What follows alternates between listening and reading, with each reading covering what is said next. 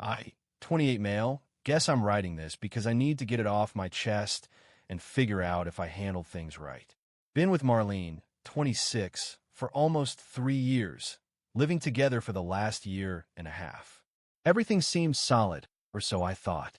Last Friday night, she texted me around 7 p.m. saying she was heading to her mom's place because her mom Dottie, 52, wasn't feeling well.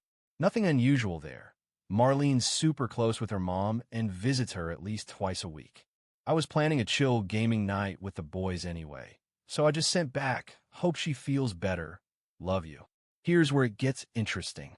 About an hour later, I'm setting up my console when I notice Marlene's iPad on the coffee table.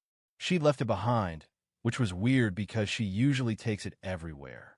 The Find My app was still open from when she'd used it earlier to locate her AirPods.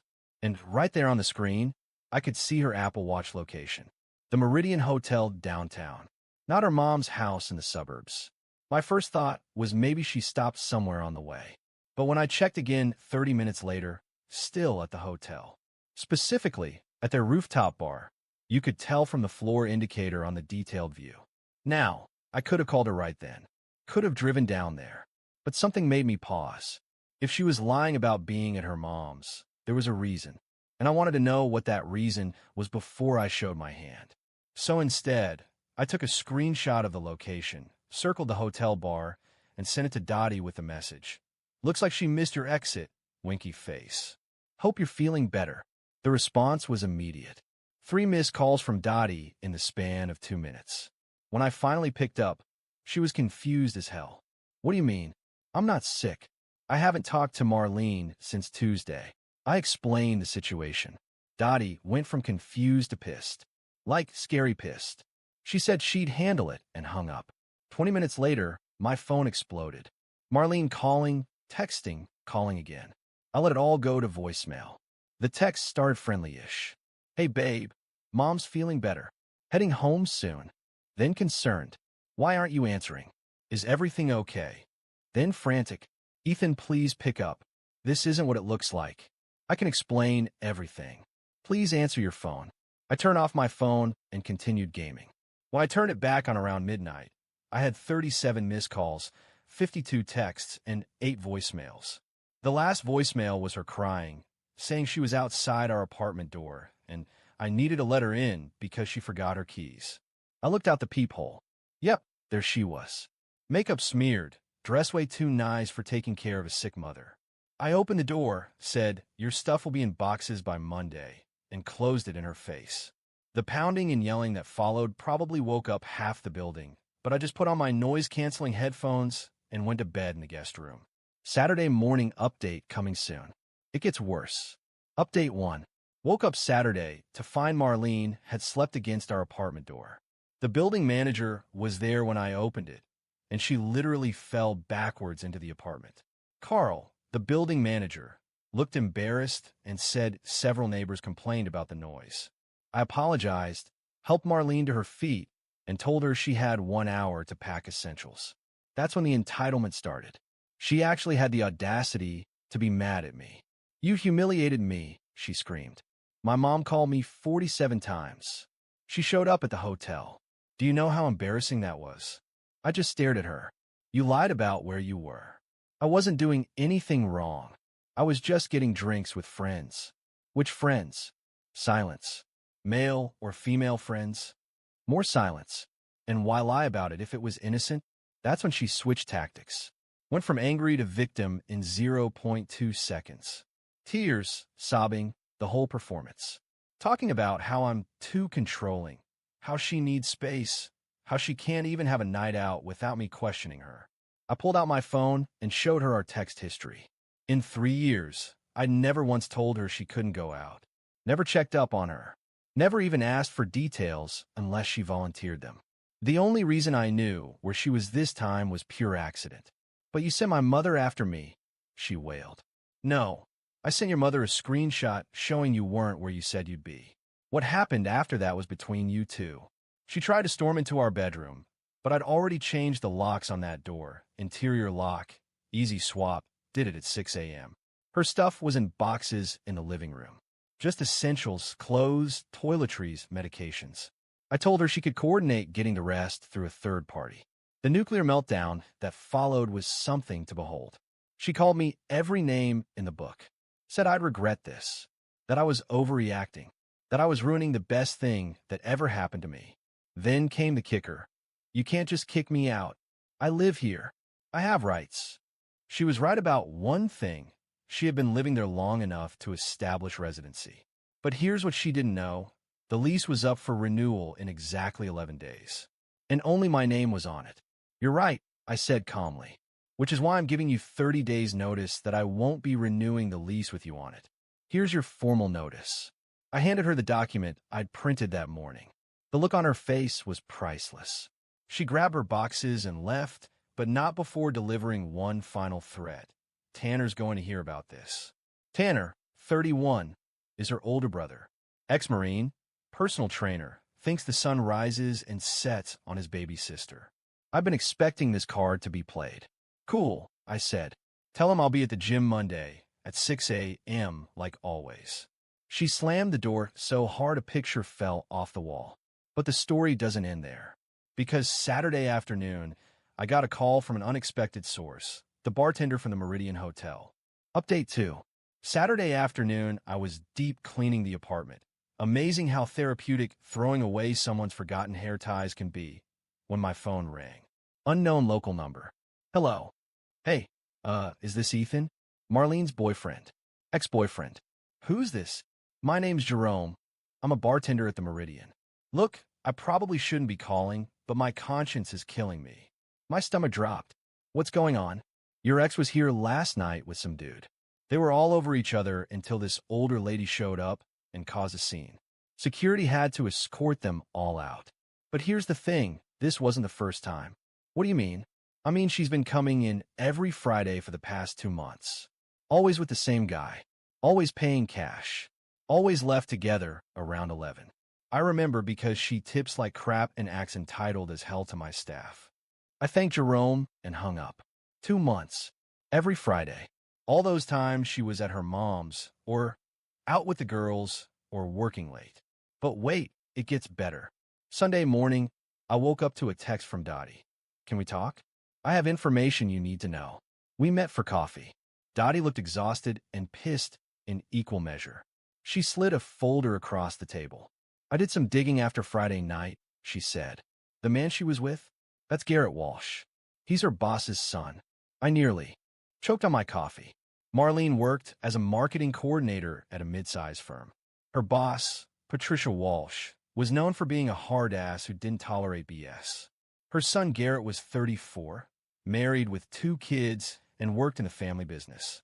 There's more, Dottie continued. I called Patricia yesterday. Professional courtesy, mother to mother. Turns out, money's been going missing from the marketing budget. Small amounts, but consistent. Patricia's been trying to figure out who's responsible. You think Marlene? I don't think. I know. Garrett's been approving fraudulent expense reports. Fancy dinners claimed as client meetings. Hotel charges for conference rooms. Patricia's gathering evidence for a formal investigation. I sat back, stunned. Not only was Marlene cheating, she was doing it on her company's dime. Why are you telling me this? I asked. Dottie's face hardened. Because she's my daughter and I love her, but I didn't raise a liar and a thief. She made her bed. Now she gets to lie in it. Also, she pulled out her phone. She's been telling people you were abusive and controlling. That you were the reason she had to sneak around. I'm not letting her drag your name through the mud. She showed me Marlene's Instagram story.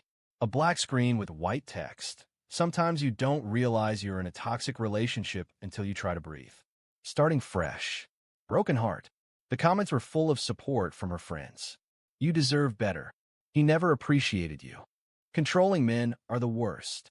I laughed. Actually laughed. She's really going all in on this narrative, huh? Oh, honey, Dottie said, patting my hand. She has no idea what all in means yet. Monday came around, and sure enough, Tanner was waiting at my gym. But not alone. He brought 2 of his buddies, all in matching tough guy workout gear. I walked right past them to the front desk. Hey, Marcus, I said to the manager. Those three guys are here to intimidate me over a personal matter. Can you ask them to leave? Marcus, bless him, didn't even blink. Absolutely. The look on Tanner's face when security approached was chef's kiss. He tried to argue, saying he was a member, but Marcus pulled up his account. Actually, your membership was revoked 6 months ago for aggressive behavior towards staff. You're trespassing. Turns out, Tanner had been banned for roid raging at a trainer. Marlene had been using her key fob to let him in anyway. Another policy violation to add to the list. They left, but not before Tanner shouted, "This isn't over." It was, in fact, about to be very over. Update 3. By Tuesday, Marlene's world was collapsing faster than a house of cards in a hurricane. Patricia Walsh had moved forward with the investigation. Turned out Marlene and Garrett had stolen close to $8,000 over 2 months through fake expense reports. Not enough to live lavishly, but enough to fund their Friday night hotel adventures and weekend trips I thought were girls' weekends. I know this because Patricia called me personally. Why? Because some of those expense reports listed me as a client they were entertaining. My LinkedIn, my supposed company connections, my name forged on dinner receipts. I need you to confirm you've never had any business dealings with our firm, Patricia said, her voice ice cold. Never. I work in software development. We have no overlap. Would you be willing to sign an affidavit to that effect? Send it over. Wednesday morning, Marlene was fired. Garrett was fired. Patricia filed charges for embezzlement and fraud. But here's where Marlene's entitlement reached new heights. She actually showed up at my office. Security called up to warn me. I told them to let her wait in the lobby, but not allow her upstairs. I watched on the security feed from my desk as she sat there, designer bag, probably bought with stolen money, clutched in her lap, checking her phone every 2 minutes. After an hour, I went down. Marlene.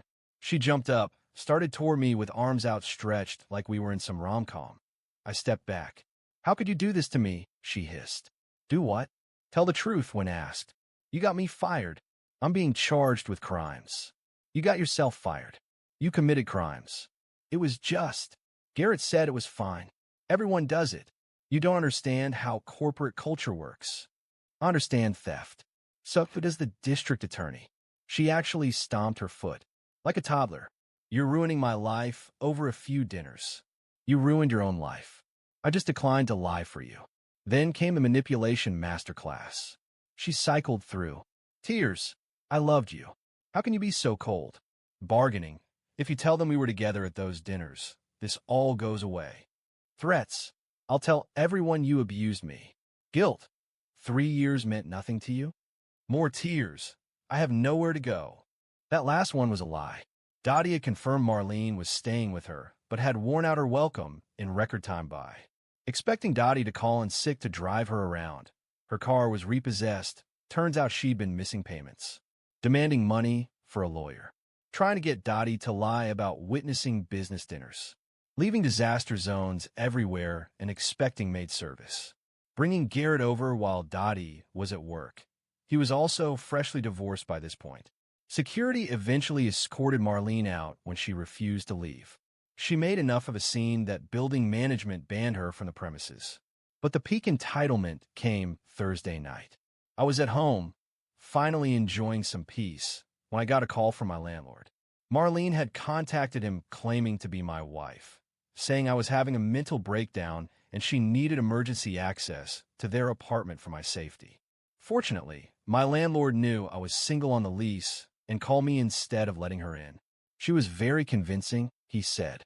Even had a fake concern in her voice. Said you were off your medications, and she was worried you might hurt yourself. I sent him screenshots of her texts threatening to make me pay and destroy my life. He said he'd handle it if she showed up again. She did. At 2 a.m. With Garrett and a locksmith she'd convinced that she was locked out of her apartment. The locksmith noped out when he saw the police my landlord had called. Marlene was arrested for attempted breaking and entering. Garrett was arrested for violating the restraining order his ex-wife had against him. Apparently she'd followed him to my building. I found out about all this Friday morning when Dottie called me. She used her one phone call to call me, Dottie said, sounding exhausted. not to apologize, not to ask for bail, to scream at me for not bailing her out fast enough last time and demand I put my house up as collateral for her bail. What did you say? I said she could sit there and think about her choices. Then I hung up and blocked the jail's number. The entitlement didn't stop there. Over the next week, she had Garrett's ex-wife contact me to compare notes and suggest we sue them together. I declined but wished her well. She tried to claim I owed her half the security deposit on the apartment. Judge laughed that out of court. She posted a GoFundMe claiming she was a victim of workplace harassment and needed legal fees. It raised $45, all from Garrett. She had various flying monkeys contact me with sob stories about how she was suicidal/homeless/ starving. She was living with an aunt and working at said aunt salon. Final update. It's been 3 months since that Friday night when I sent a screenshot to Dottie. Here's where everyone ended up. Marlene pled guilty to reduced charges of misuse of company funds. Got 18 months probation, 200 hours community service, and has to pay restitution. She's working at her aunt's salon, living in a studio apartment, and last I heard from Dottie was dating another married man she met at court-ordered therapy. Some people never learn. Garrett lost his job, his wife, split custody of his kids, and is paying alimony. Also on probation. Started a business consulting firm that's just him trying to MLM his way out of debt. Tanner got arrested 2 weeks after the gym incident for assault at a bar. Marlene couldn't bail him out this time. He's serving 90 days. Dottie, thriving.